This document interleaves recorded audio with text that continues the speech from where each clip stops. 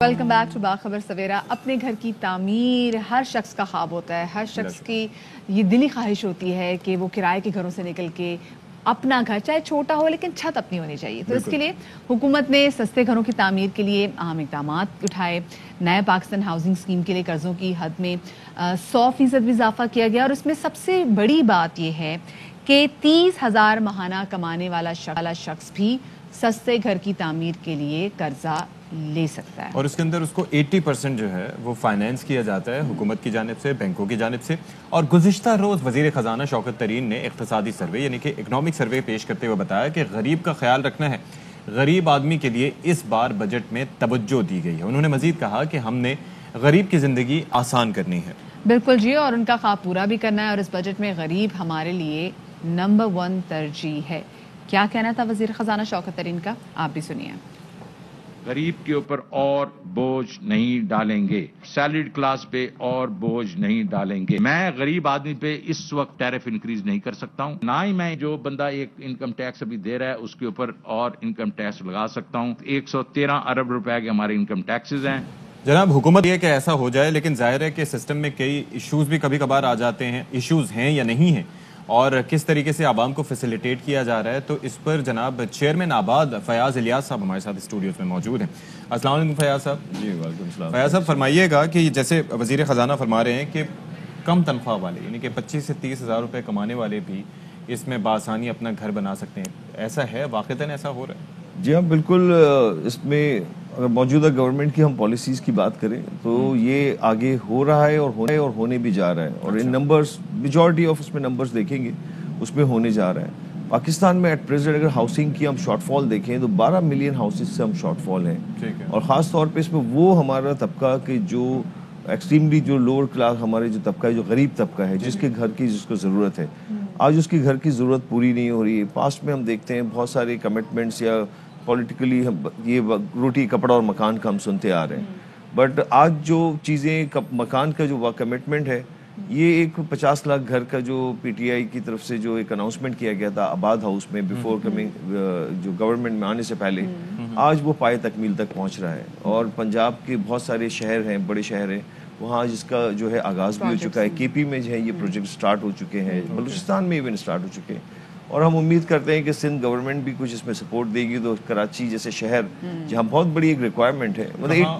کب تک یہ ہوگا سندھ کے لیے؟ وی آر ایکسپیکٹنگ کہ ابھی جیسے پروپوزل جو ہے وہ تھرو نیبڈا جو چیئرمین انور علی حیدر جو ہے اس کو ہیڈ کرتے ہیں، نیا پاکستان ہاؤسنگ ڈیولپمنٹ اتھارٹی کے ہیڈ ہیں وہ، تو اس سلسلے میں بھی جو ان پروسیس ہیں کراچی میں، کچھ فیڈرل اینڈ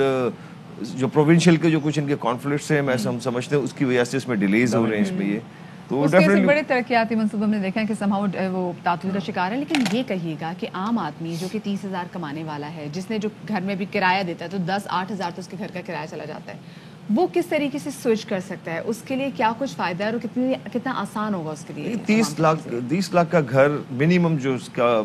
بینچ مارک ہے، 30 لاکھ کے گھر میں گورنمنٹ آف پاکستان نے پہلے 1 لاکھ گھر جو ہے اس کے لیے 10% جو ہے وہ سبسیڈائز کر رہے ہیں، جس میں سے 3 لاکھ گورنمنٹ آف پاکستان پے کرے گی۔ جو بائر ہے انہوں نے صرف 3 لاکھ پے کرنا ہے۔ 80% آف دی اماؤنٹ جو کہ تمام جتنے کمرشل بینکس ہیں انہوں نے اپنا 5% پورٹ فولیو کا وہ ریزرو کیا ہے amount for the investment in industry,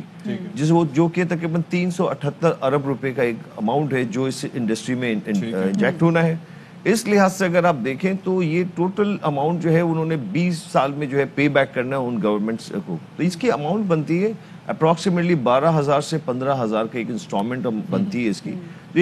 ہر ایک آدمی کے جو شاپ ہولڈر ہے یا آپ کا ٹیکسی چلانے والا ہے، اگر وہ 30,000 25,000 وہ ارن کرتا ہے، یا اس کی فیملی میں اور لوگ ہیں، اس سے نیچے کا جو طبقہ ہے یعنی کہ جو 18,000 روپے کماتے ہیں، جو کہ ایک بیسک سیلری ہے، ان کے لیے یہ پاسبل نہیں ہو سکے گا۔ اور اگر فرض کریں کہ 30,000 سیلری والا بھی ہے، 15,000 روپے اگر 12 سے 15,000 لیٹ سے کہ اسے قسط دینی ہے، اور اس کے اندر پھر اس کے لیے ممکن نہیں ہو پائے گا، کیونکہ کرنٹلی وہ جہاں رہ رہا ہے وہ بھی ظاہر ہے کہ کرائے کے گھر میں رہ رہا ہوگا، اس کا کرایہ، پھر گھر کے اخراجات، تو اس کو مزید کچھ اس کے اندر سبسڈی دینے کا ارادہ رکھتی ہے؟ آلریڈی گورنمنٹ آف پاکستان اس میں سبسڈی تو دے رہی ہے، لیکن اگر ایک فیملی میں ایک سے زیادہ کمانے والے ہیں، اگر 20,000 کی ایک سیلری ہے، 20,000 اور کمانے والے، تو یہ کلیکٹیولی جوائنٹ پراپرٹی بھی ہو سکتی ہے، جس میں اگر آپ 12,000 सेविंग करना एक विद इन द फैमिली, दो लोग अगर अर्न कर रहे हैं, दो लोग अर्न कर रहे हैं, या एक 30,000 की आप अर्न कर रहे हो, तो उसमें भी पॉसिबिलिटीज है। बट इनिशियली तो ये अमाउंट जो है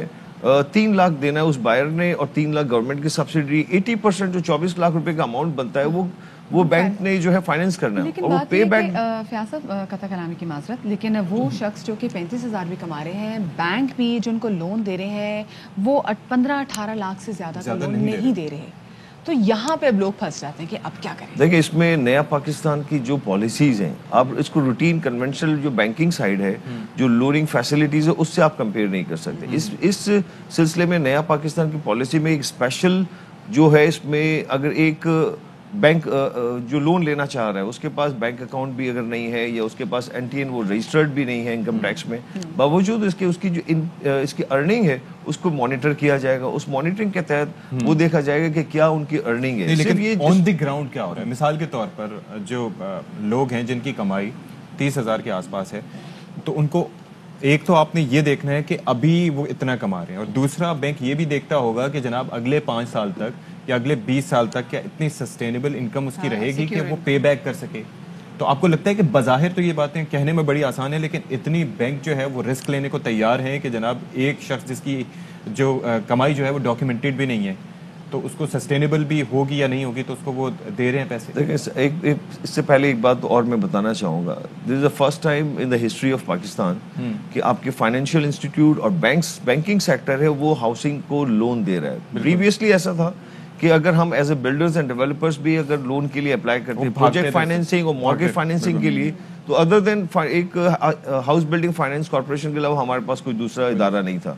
आज जब तमाम बैंकिंग सेक्टर जो है एक्टिवली दे आर चेजिंग अस, हमारे पीछे है कि आप लोन ले लें, प्रोजेक्ट फाइनेंस चाहिए, मॉर्गेज फाइनेंस चाहिए, तो it's a very clear now कि बैंक्स जो है वो लोन देना चाह रहे हैं विद वेरी इजी कंडीशंस के तहत, किसी किस्म की कोई हर्डल्स नहीं। इनको सिर्फ इस चीज के लिए देखें, एक रिस्क फैक्टर की आप जो बात कर रहे हैं, इस वक्त रिस्क फैक्टर देखें तो सबसे बड़ा रिस्क फैक्टर जो ऑटो इंडस्ट्री में जो इन्वेस्टमेंट्स की गई बैंकिंग, तो सबसे बड़ा रिस्क फैक्टर तो वहाँ है। आज एक मकान आप देखते हैं कि 30 लाख का मकान बनता है, फ्यूचर में उसकी वैल्यूएशन हमेशा बढ़ती जा रही है। प्रेजेंटली जिस तरह से कीमतें, जो कॉस्ट ऑफ कंस्ट्रक्शन बढ़ रही है, कॉस्ट ऑफ लैंड बढ़ रही है, तो घर की तामीर में या एक घर जब बनता है, कोई आप परचेज करते हैं, इन्वेस्टमेंट्स करते हैं, तो हमेशा एप्रिसिएशन ही उसमें मिलता है। तो बैंक जो है उसमें भी सिक्योर है। कल को अगर किसी ने कोई डिफॉल्ट हो गया, तो डिफॉल्ट की सूरत में अगर वो मकान उसने वापस लेना भी है, तो उसकी प्राइस आज आपने 24 लाख रुपीस उसमें अगर इन्वेस्ट किया है बैंक ने, तो कल आपको तो उससे ज्यादा ही मिल रहा है। और कोई ऐसा कौन है जो अपने मकान को लूज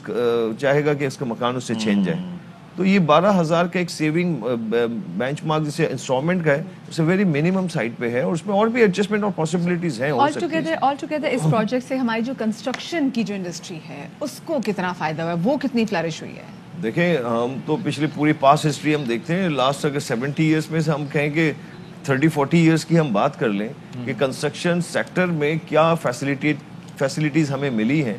तो माजी में तो हमें कोई ऐसी एग्जांपल हमें नहीं मिलती, इसकी नजर नहीं आती कि हमें इस इंडस्ट्री को फैसिलिटेट किया गया, जो कि पिछले साल 2020 जो एक पैंडेमिक से हम गुजर रहे थे, और कंस्ट्रक्शन को अप्रैल 2020 में जो है इंडस्ट्री का दर्जा भी करार दिया गया, और special package for construction in the month of July 2020 दिए गए, जो कि जिसमें आपका फिक्स टैक्स रिजीम है, और इसके अलावा सेक्शन 111 के तहत एफबीआर में आपको ये छूट दी गई कि वो असासाजात जो अनडिक्लेयर्ड है, वो एसेट्स जो अनडिक्लेयर्ड है, वो एसेट्स अगर आप डिक्लेयर करते हैं तो जिसमें आपको कोई पूछगछ नहीं की जाएगी। ये एमनेस्टी लास्ट ईयर जो है वो खत्म होनी थी दिसंबर 2020, but we are thankful to prime minister, उन्होंने इसको एक्सटेंशन की जून 2030 और अकॉर्डिंगली दिसंबर 2021। बट अब ये कि जून 2030 में जैसे शहर हम देखते हैं कि अप्रूवल्स के प्रोसीजर है, पॉलिसी मेकिंग्स में कुछ डिलेज आए हैं, तो उस लिहाज से वो तरह से काम हो नहीं सका। उस रजिस्ट्रेशन हुई है, बहुत बड़ा बेनिफिट जो है रेवेन्यू जनरेट हुआ है गवर्नमेंट ऑफ पाकिस्तान को भी, बट इसमें हमारी ये हमने रिक्वेस्ट की है कि इसको मजीद एक्सटेंशन इसमें ताकि लॉन्गर टर्म देख सकें इसके फायदे। बहुत शुक्रिया जी, फयाज इलियास हमारे साथ मौजूद थे।